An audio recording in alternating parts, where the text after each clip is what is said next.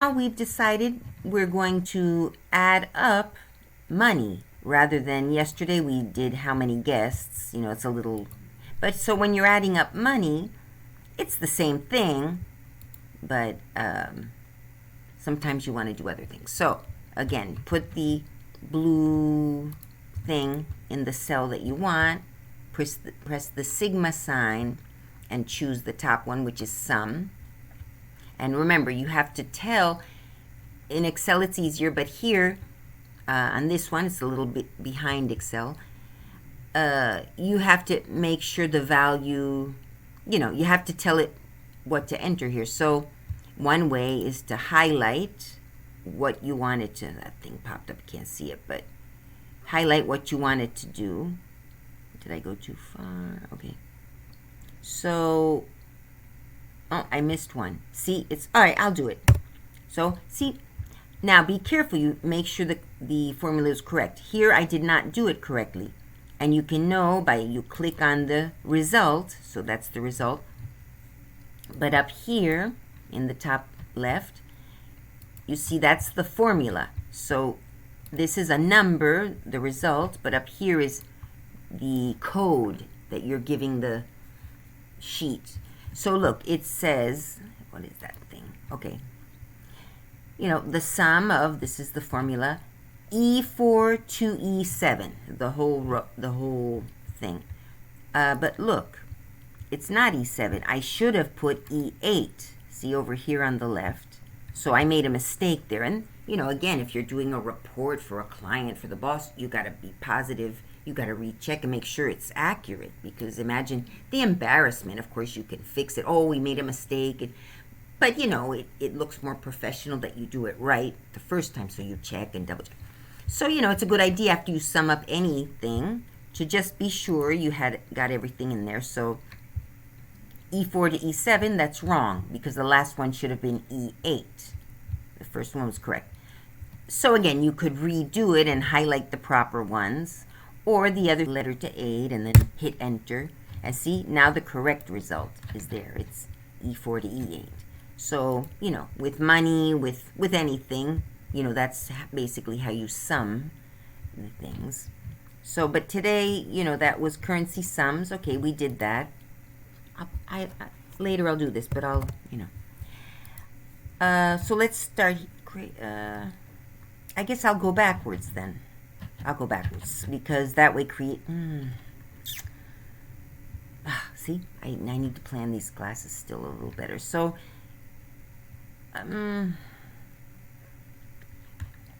well, we'll do it quickly on a new sheet. So let's create a new sheet. So I don't have to. Here's sheet 10. New table from scratch. Create table from scratch. These will be like your homeworks. Table from scratch. Like a workbook that you'll go in, download, and it'll be your own little workbook. Okay, we're going to create a table from scratch. So I like to start on the third or fourth, and by now you don't always have to, but if you know it's only going to be 10 things that you have to list, you do that. And if it's longer, you still, gotta put borders in, of course. Even if it's a longer list, you still can start with just a couple and then add. It's not that hard. So I'll show you how that's done. So you highlight more or less, you highlight the right number of cells and just hit borders, and the borders are already set. So click borders, and there's your table. So that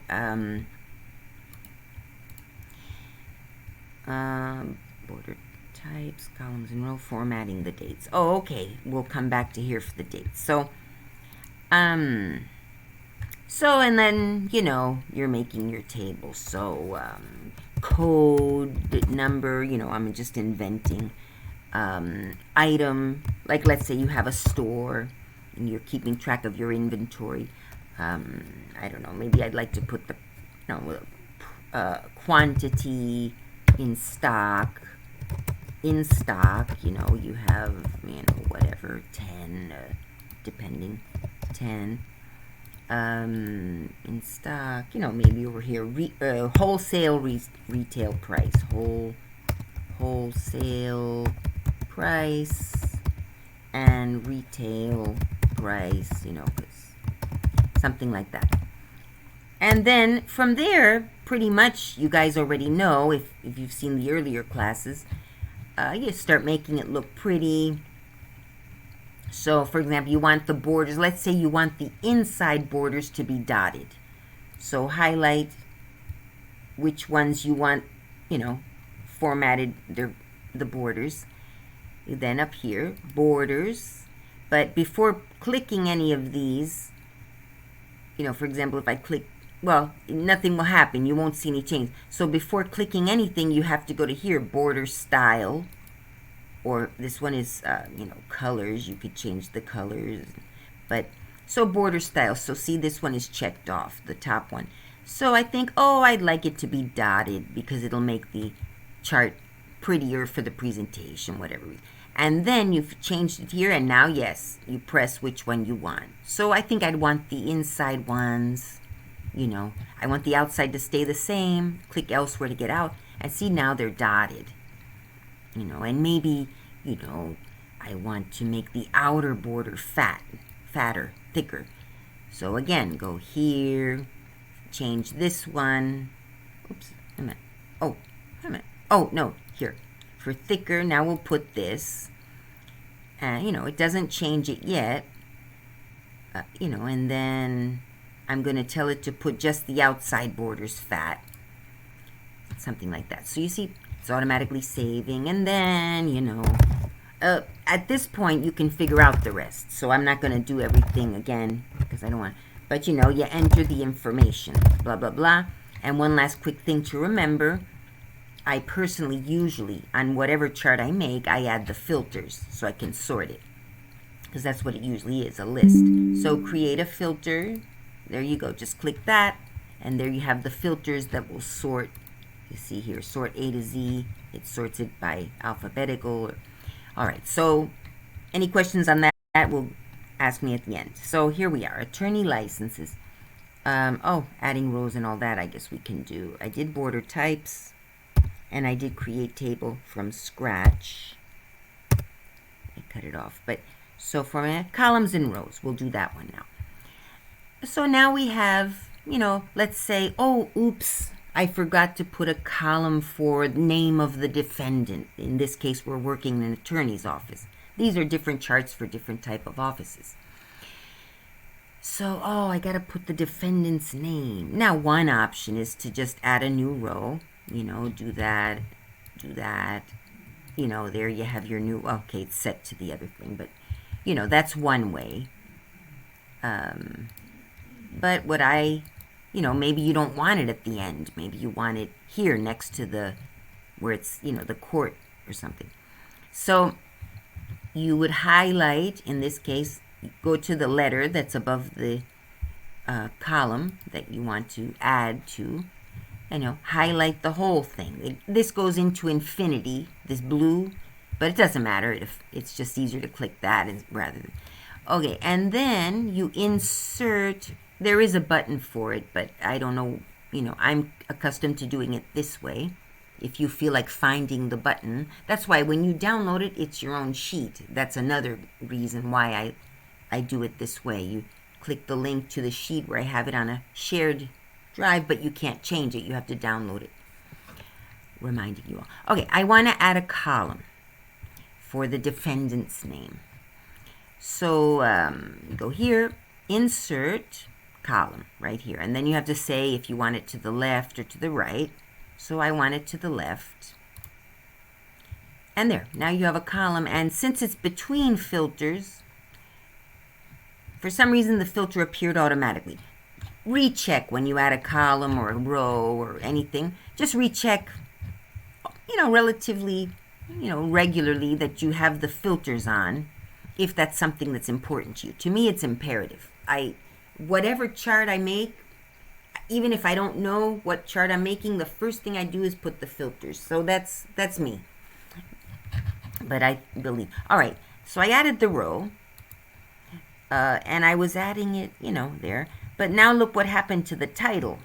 You know, I like it to be pretty. I want it to be in the middle of the chart. So you just redo it. Highlight the entire, you know, row or the part that you want to merge, not beyond that.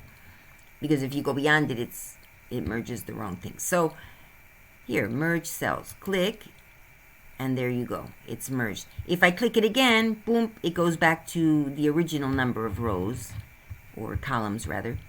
But again, I like it to be in the middle. Where is it? Where'd it go? Here it is. Left click, and it's in the middle. And sometimes you merge the cells, and this is, for whatever reason, you know, you want it in the middle, but for whatever reason, it doesn't matter. It ends up, you merge the cells, and it's on the left. So there, again, you fix it. You go here to the horizontal align, and then pick how you want it to be. So that's one thing. All right, so we did that, and again, you'll ask questions after lesson 4. Formatting dates. Okay, I did it already in this row, so I'll do it in this other row. So here you see, if you enter the date this way in this format, for Americans that might, particularly if you work in an international organization, you want it to be very clear to the client or whoever you're sending it to.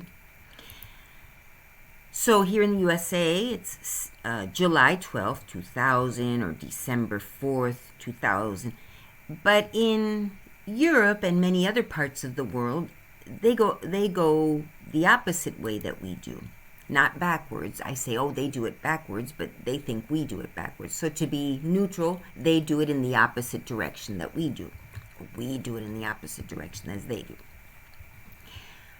They would say this is December 7th, 2000. And this one, when there's a larger number than 12, it's you don't mess up. But when it's two numbers that could be possible, March 4th, or this could be April 3rd. The date is still at the end. This one's fine. This one could be December 4th for us. It would be April 12th for them. So you can see it's a serious thing if you're working with deadlines and, So the way to reformat the dates so that it's clear to everyone around the world, you want the actual, at least a hint of what the month is, etc. So highlight those dates that you want to change the format to it of. Again, I use the words. There may be a button, but number, because they're not, are they numbers? Yeah, they are. Number, just hover over it and see down here, it's date. What happened? Wait a minute. Format,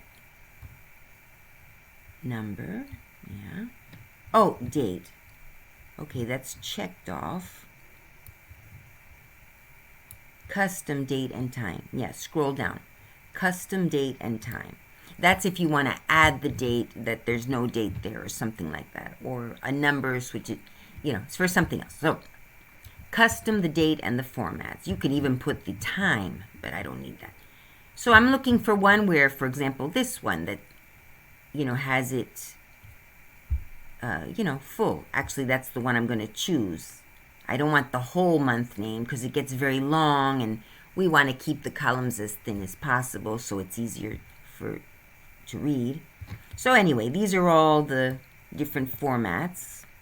This one's kind of nice. Sometimes I like this one because it, kind of showing the Europeans that we respect these are things that I come up with. We show the Europeans that we respect their way of doing it, but we want to make sure that everyone's on the same page.